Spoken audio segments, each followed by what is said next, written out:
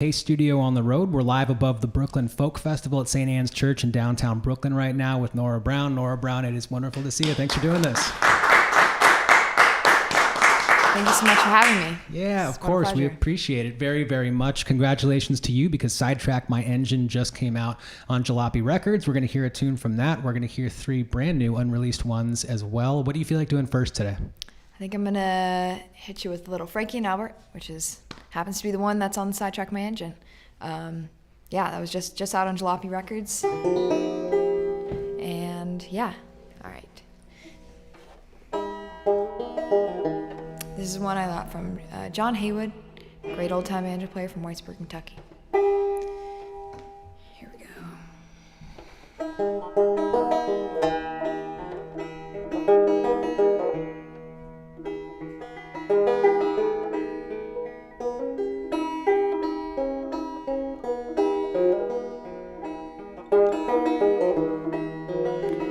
Well, Frankie was a nice young girl, everybody knows. Spent $100 on Albert a suit of clothes. He was her man, but he done her wrong.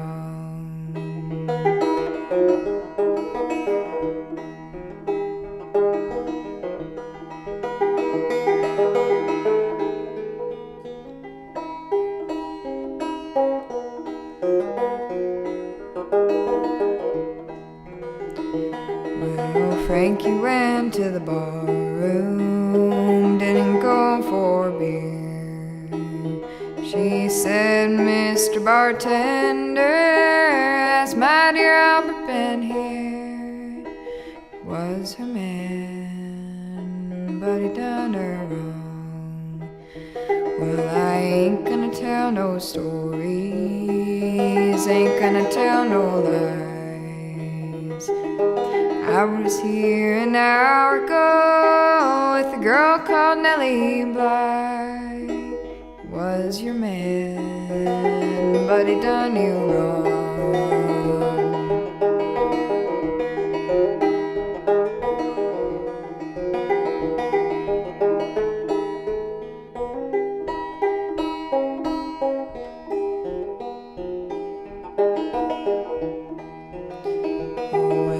Frankie went out for a walk, didn't go for fun. Underneath her little red coat, she had a 41. Gonna kill her man, 'cause he done you wrong. Well, Frankie came up to the house, didn't make no sound. Looked through the window glass, saw Albert in Nellie's arms. He was her man, but he done her wrong.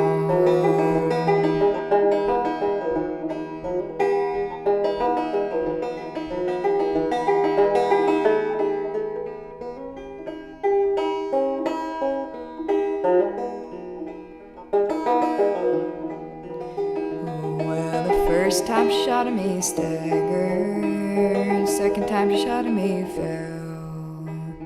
The third time she shot at me, fell down on his heel.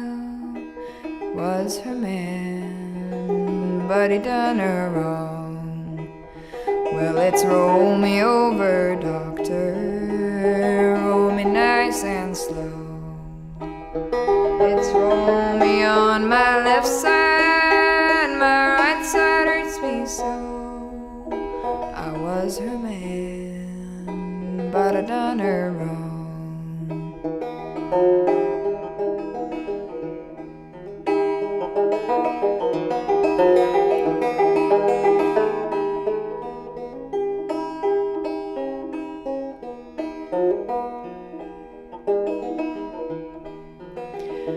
Well, Frankie went out for a walk late one summer's night. The judge said to Frankie, "You're gonna be justified. You killed your man, but he done you wrong."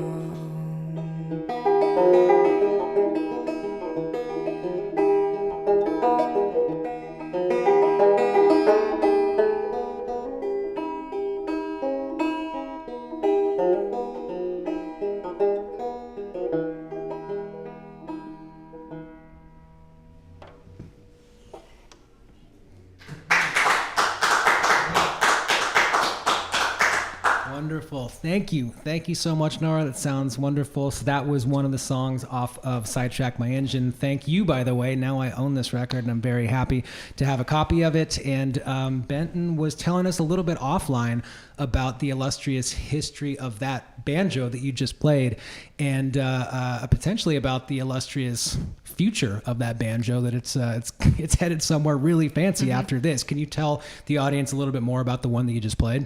Yes, so this is a banjo that I came into possession of temporarily. It's not my banjo, I must emphasize that. It's on its way to the Library of Congress because of the people who have owned it previously, and that being John Cohen, who is an incredible musician, ethnomusicologist, and artist, and all the art forms. But John probably mostly known for his work in the New Lost City Ramblers, which was an old-time group, kind of very popular during the folk revival, and kind of were the folk revival in one of those bands that are kind of define that era. And this banjo, when John would tour with the Ramblers, sometimes Roscoe Halcomb, who was an incredible banjo player and singer from Daisy, Kentucky, would come along with them and play across the country, different locations. And this is a banjo that John would bring along that Roscoe would play. And he played this one at many, many shows and also on some recordings. So, yeah, there's a lot of photos of him with that banjo, and you can recognize it through the strap that's on there. It's this thin. Can you pick it up? Can you show it to that camera, the one over the farthest to your left? Yeah. Sure, it's pretty heavy.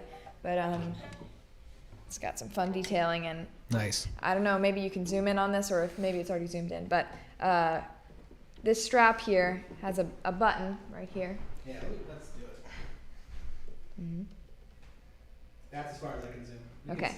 So this button here, I noticed this little it looks like a chip in the wood here, and I was like, oh my God, did I do this?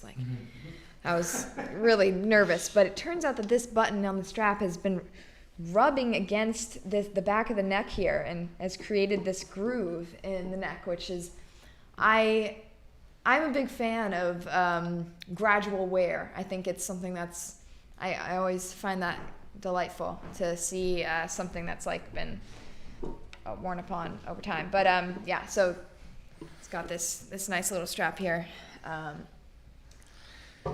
Nice. Well, that is very cool that you are carrying on that tradition. I mean, New Lost City Ramblers had a lot of Newport folk history, as do you. I mean, teaching a workshop at the Newport Folk Festival is a thing that goes back to the late 50s. So that's awesome that you are carrying on that tradition and sharing this music with us today. We appreciate it very much.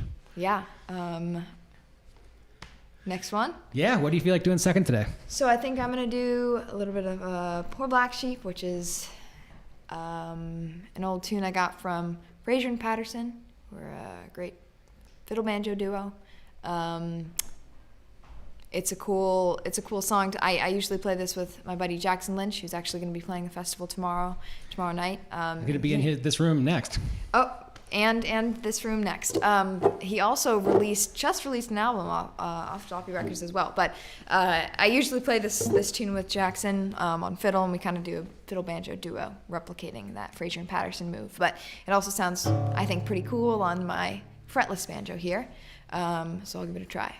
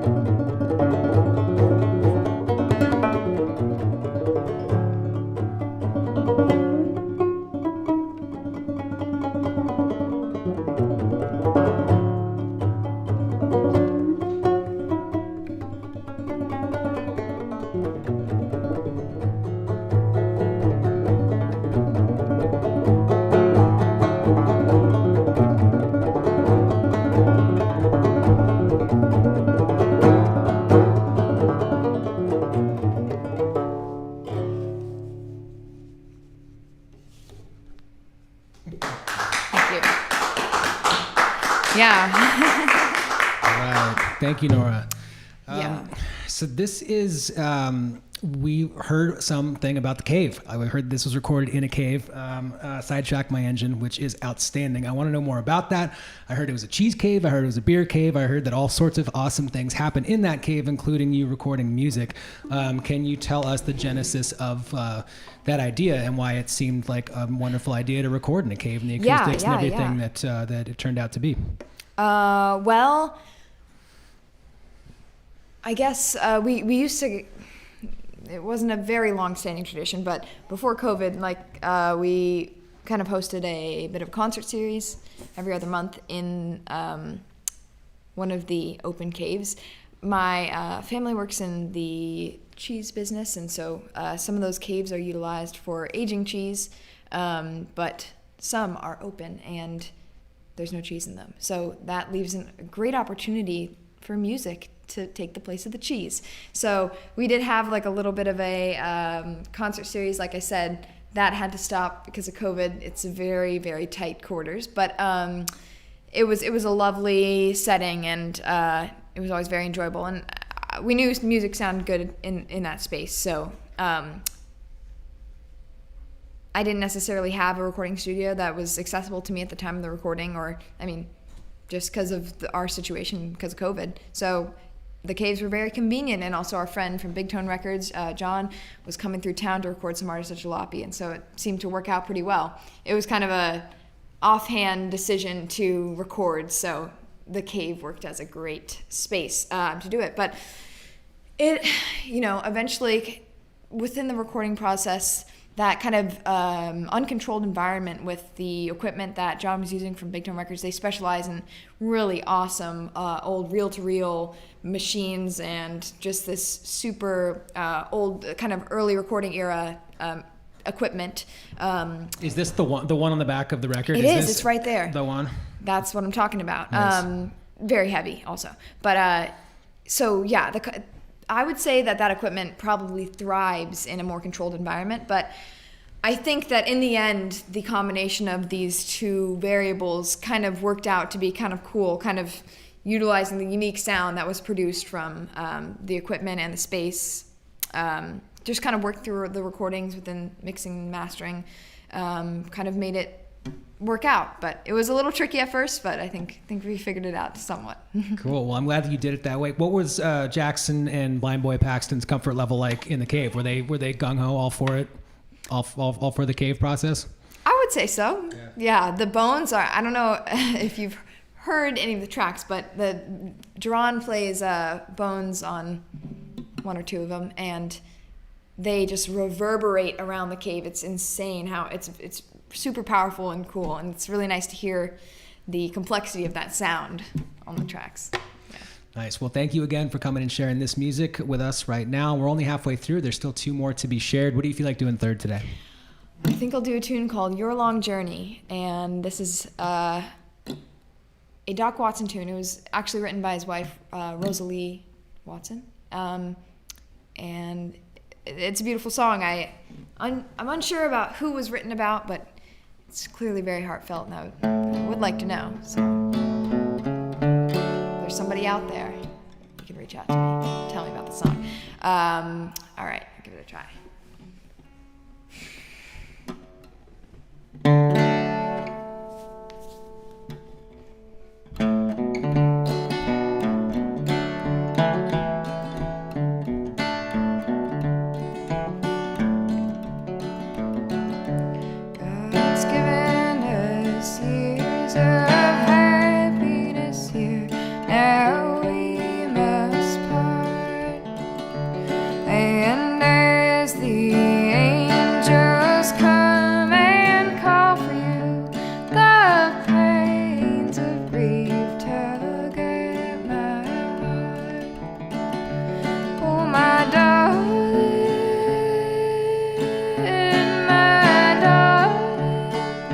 My heart breaks.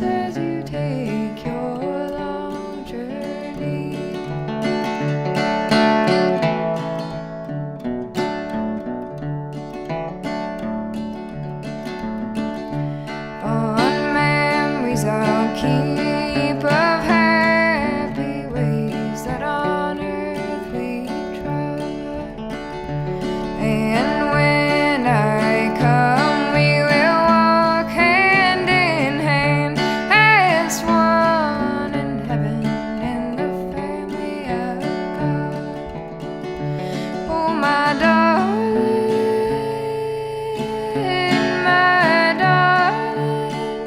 my heart breaks as you take your long journey.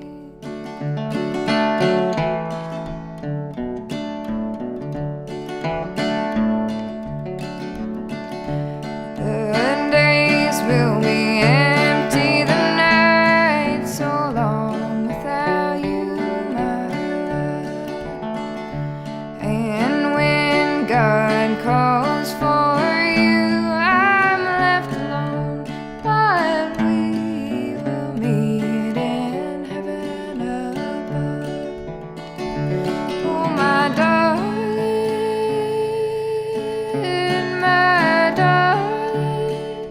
my heart breaks as you take your long journey. Oh, my darling, my heart breaks as you take your long journey.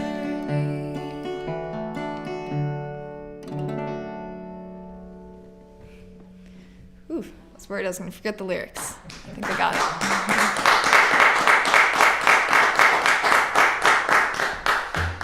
Remind me, did you say earlier how you came across that song and who introduced that one to you? Do you remember the first time that you heard it? I do actually. I was rehearsing with Jackson, mentioned him earlier, and for some reason I was like, oh, can you hold my guitar? And I don't know what I was trying to do, but I needed him to hold it, and then he just started playing it, and I was like, yo, what is that? That's so good. We need to do that ASAP. He was like, oh, this is your long journey. Here's a recording of it. And he sent it to me. And then I immediately learned it because it's just the recording is so striking. It's the chord progressions. It's such a great song. I really, really enjoy it. But yeah, that's how I first heard it. Can you think, is there a lot of that kind of like crossover and learning that happens at this festival? I would imagine this is not the first time that you played Brooklyn folk, right? No, you've got a history here. Yeah. Does this community kind of, do you feel like there's a lot of that sort of overlap where you're teaching each other songs and passing stuff around and learning new stuff every season? I mean, yeah, definitely for sure. I don't know if I would say at the folk festival specifically, but I mean, a lot of the performers here and people who organize it are part of that jalopy community, and jalopy hosts workshops and is definitely. I mean, I learned from Shlomo Pesco, who he first introduced me to old time music, and he was a big part of the jalopy community. So yes, I would definitely say so that this festival fosters those connections that lead to teaching experience. Yeah. Cool. Well, thank you again for doing this on show day. I know that you're taking the stage pretty not that long from now, and so we appreciate all the music, and there's still one more to be shared. What do you want to do last today? Yeah, I think I'll do a little Wild Bill Jones. This version I'm about to do is kind of a combination of a couple. It's a little bit of Virgil Anderson's version. Not very much, but I did learn that first, so it could be woven in there a bit. And then also George Gibson, who's a fantastic banjo player. Majority of it is kind of his version. I'll just take a sip of water. Me too. Water. It's good. Stay hydrated.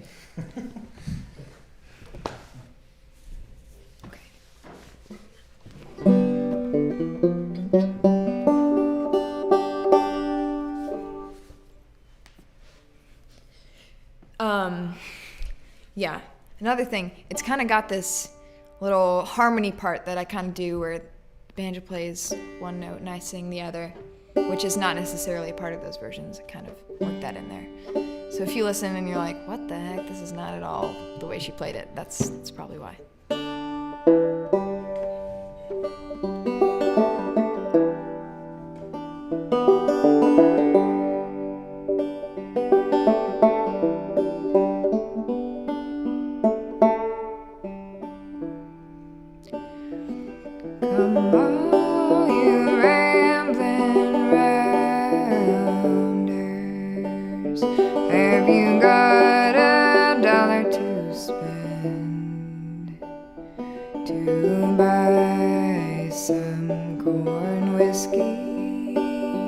and drinking will be no end. Late last night I was rambling around, and I met that Wild Bill Jones. He was walking and talking by my true lover's side, and I bid him for to leave her alone.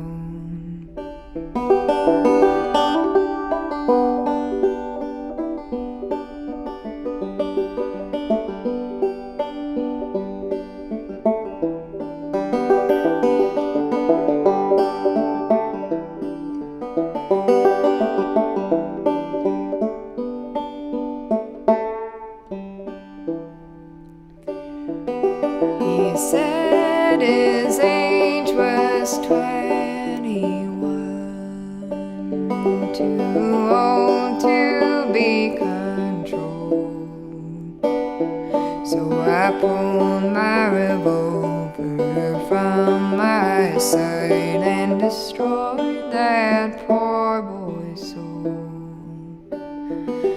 He reeled, he stumbled and fell to the ground, and gave one dying moan. Put his arms around my true lover's neck, saying, honey, now you're all alone.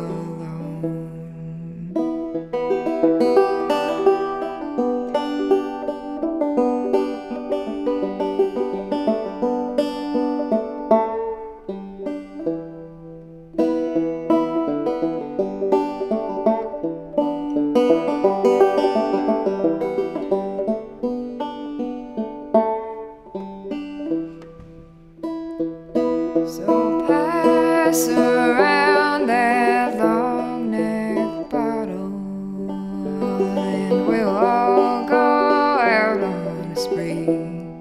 For today was the last of Wild Bill Jones, and tomorrow be the last of me.